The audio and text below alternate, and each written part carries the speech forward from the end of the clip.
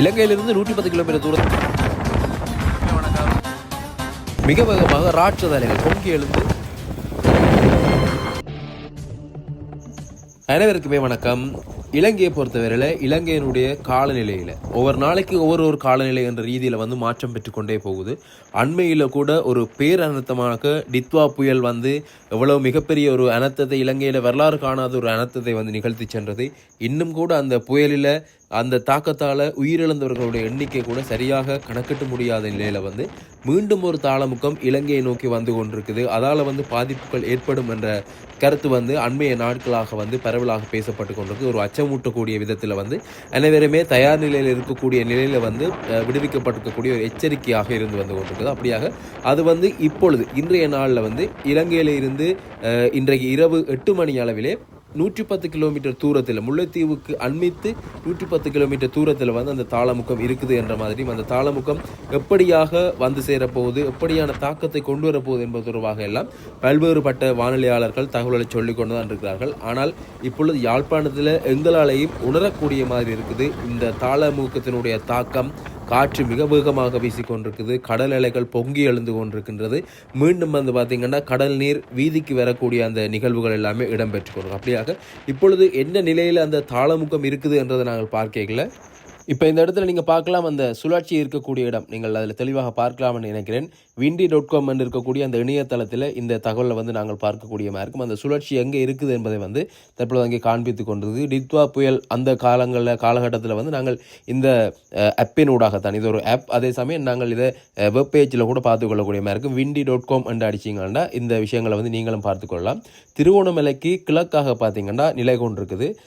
கிட்டத்தட்ட இப்போ 8 மணி அளவில். அதே இப்பொழுது நாங்கள் பார்க்கும் பொழுது 8 மணிக்கு பிறகு எப்படி அது போகும், அந்த நகர்வு எப்படி அமையும் என்றதை நாங்கள் பார்க்கல.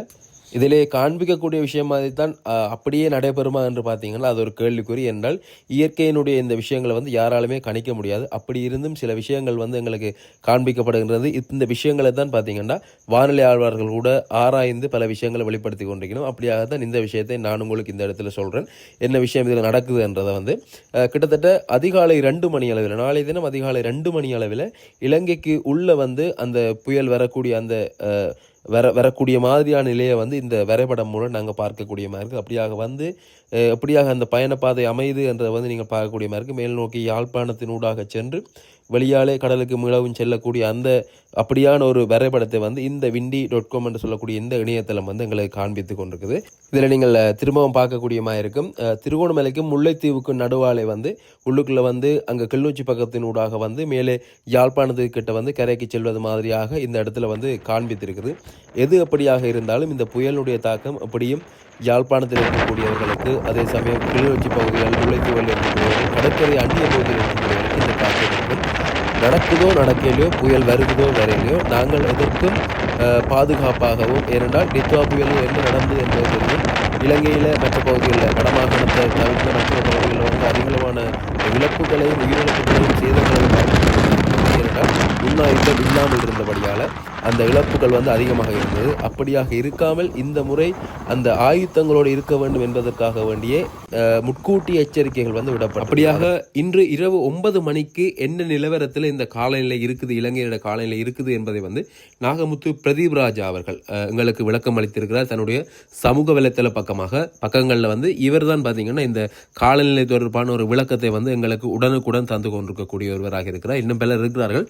ஆனாலும் இவருடைய இந்த எதிர்வு கூறல் அநேகமாக நடைபெறுவதால் இவரை பலரும் பின்தொடர்ந்து இவர் சொல்லக்கூடிய விஷயங்களை செய்து கொண்டிருக்கிறார்கள். அப்படியாக அவர் இன்றைய நாளில் சொல்லியிருக்கக்கூடிய விஷயம் 9 மணிக்கு இரவு 9 மணிக்கு என்ன சொல்லியிருக்கிறார் என்றால், வங்காள விரிகுடாவில் திருவோணமலைக்கு கிழக்காக 80 கிலோமீட்டர் தொலைவில் காணப்படும் ஆழ்ந்த காற்றழுத்த தாழ்வு மண்டலம் தொடர்ச்சியாக வடக்கு நோக்கி நகர்ந்து வருகின்றது.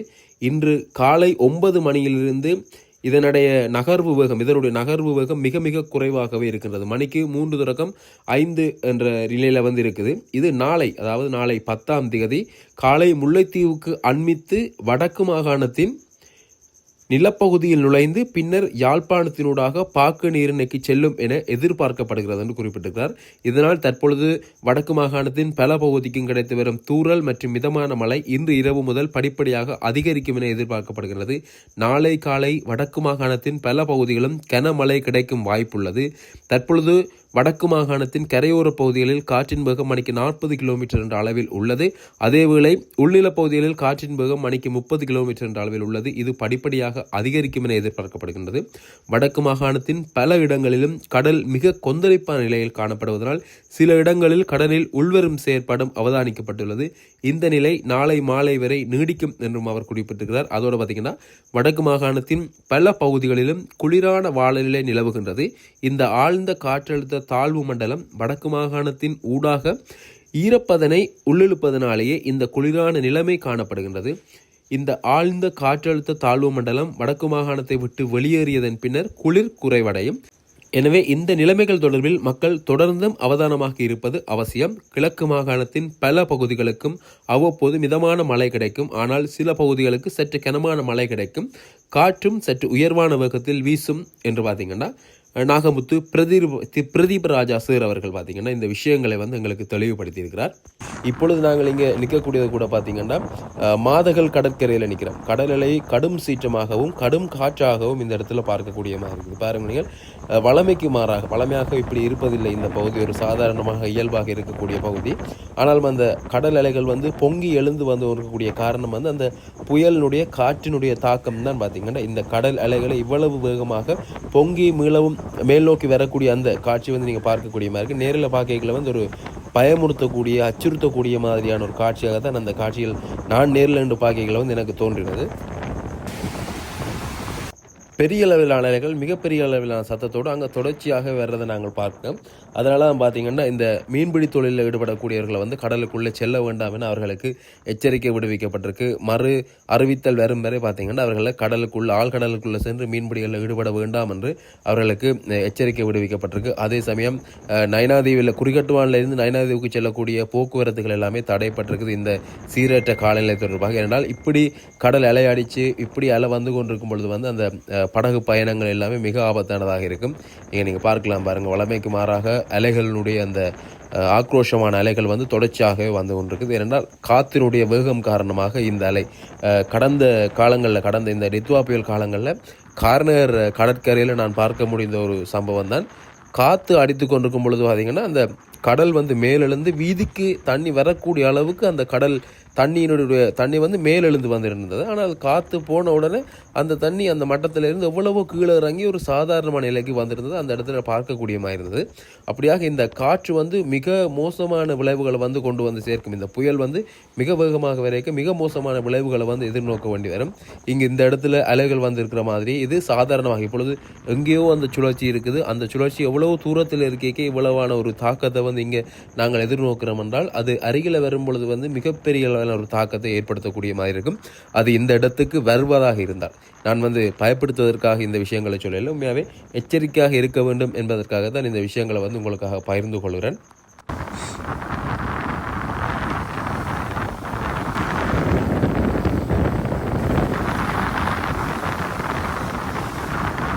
அப்படியாக பார்த்தீங்கன்னா எப்படியாக இருந்தாலும் இன்றைய பொழுது நாளைய பொழுது எல்லாமே மிக முக்கியமான ஒரு அவதானமாக இருக்க வேண்டிய பொழுதுகளாக இருக்கும். கிட்டத்தட்ட 24 மணித்தியாலங்களை விட அதிகமான பொழுதுகள் நாங்கள் உன்னிப்பாக கவனித்து கொண்டிருக்க வேண்டிய விஷயங்கள் இருக்குது. ஏனென்றால் அருகில் மரங்கள் இருக்கக்கூடியவர்கள், வீடுக்கு அருகில் மரங்கள் இருக்கக்கூடியவர்கள், முறிய நிலையில் இருக்கக்கூடிய மரங்கள், அதே சமயம் காற்றுக்கு தாக்கு பிடிக்காத வேர்களோடு சாயக்கூடிய மரங்கள், அங்கே நீங்கள் பார்க்கலாம் அந்த கூரைகள் கூட காற்றுக்கு அள்ளுப்பட்டு கொண்டு போய் ஒரு தகரமெல்லாம் கலண்ட நிலையில் இருக்குது. அந்த விஷயங்களை நீங்கள் பார்க்கலாம்.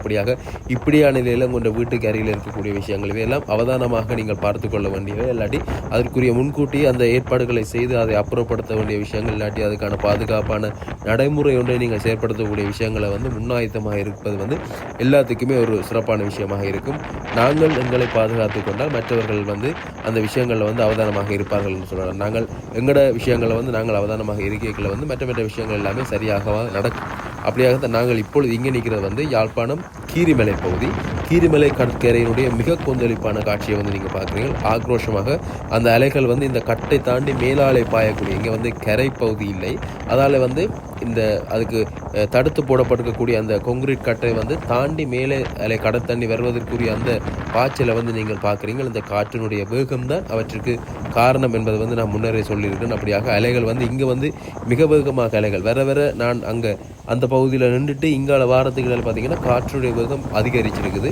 அதால் வந்து இந்த தண்ணி வந்து இன்னும் மேலே சீறி பாயக்கூடிய அந்த காட்சிகளை வந்து இந்த இடத்துல நாங்கள் நேரடியாகவே பார்க்கக்கூடிய மாதிரி இருக்குது.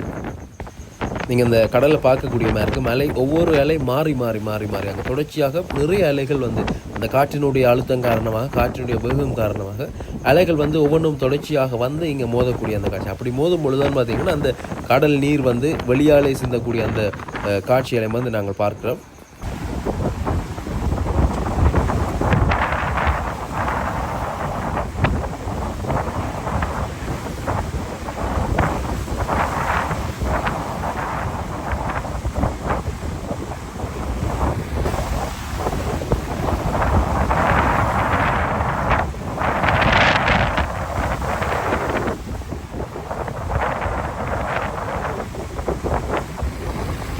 கடலை வந்து அந்த இடத்துல படம் பிடிச்சு கொண்டவர் வந்து முற்றாக வந்து அந்த கடல் தண்ணி வந்து நினைச்ச காட்சியை வந்து நீங்கள் பார்த்துருப்பீங்கள். அதே சமயம் அங்கே மரங்களை பார்க்கலாம் நீங்கள். அந்த காற்றினுடைய வேகத்தால் எல்லாமே அந்த பக்கம் நோக்கி போய் கொண்டிருக்க பாருங்கள். தென்னை மரம் எல்லாம் அந்த பக்கத்துக்கு சரிஞ்சு அங்காளி பக்கம் போய் கொண்டிருக்க பார்க்குறீங்க. அப்படியாக இங்கால எங்களுடைய ஒரு சொர்க்கம்னு சொல்லலாம் இந்த தீர்த்தக்கரை இல்லாட்டி இந்த தீர்த்தக்கேணி இந்த ஸ்விம்மிங் பூல் மாதிரி தான் இந்த விஷயம் இருக்கும். இதில் கடல் என்னதான் கொந்தளிப்பாக இருந்தாலும் இந்த இடத்துல மிக தெளிவான தண்ணியோட அழகாக இருக்குது. சின்ன பொடிகள் எல்லாமே நீச்சல் அடித்து இந்த இடத்துல மகிழ்வாக குளிச்சு கொண்டிருக்கிற அந்த காட்சியை வந்து பார்க்கக்கூடியமாக இருந்தது. அப்படியாக எல்லாருமே அவதானமாக இருங்கோ, எச்சரிக்கையோடு இருங்கோ. எந்த நேரமும் என்னவும் நடக்கலாம் என்ற இந்த 24 மணித்தியாலங்கள் இந்த ஒரு நாள் 2 நாள் பொழுதில் வந்து மிக அவதானமாக உங்களுடைய செயற்பாடுகள் இருங்கோ. தூர பிரயாணங்களை வந்து தவிர்த்து கொள்ளுங்கோ. இந்த கடலுக்கு போகக்கூடிய ஆக்கள் கடலில் வந்து போகாமல் இருந்தால் ஒரு நாளைக்கு நீங்கள் பொறுத்து இருக்கிறது பார்த்தீங்கன்னா அது நீண்ட நாட்களுக்கு ஒரு நன்மையை தரக்கூடிய விஷயமா இருக்கும். அப்படியாக எல்லாருமே பாதுகாப்பாக இருங்கோ.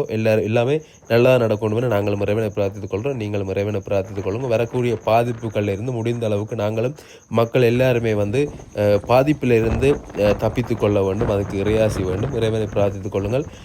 காற்றை பார்க்க பயமாக இருக்குது. நிற்கவும் பயமாக தான் இருக்கு. ஏன்னா காற்றினுடைய சத்தம் அலையினுடைய சத்தம் இந்த அலை வரக்கூடிய வேகங்கள் எல்லாத்தையுமே பார்க்கல வந்து என்ன சொல்கிறேன்னு தெரியல. ஆனாலும் எல்லாருமே அவதானமாகவும் எச்சரிக்கையோடையும் இருங்கள்.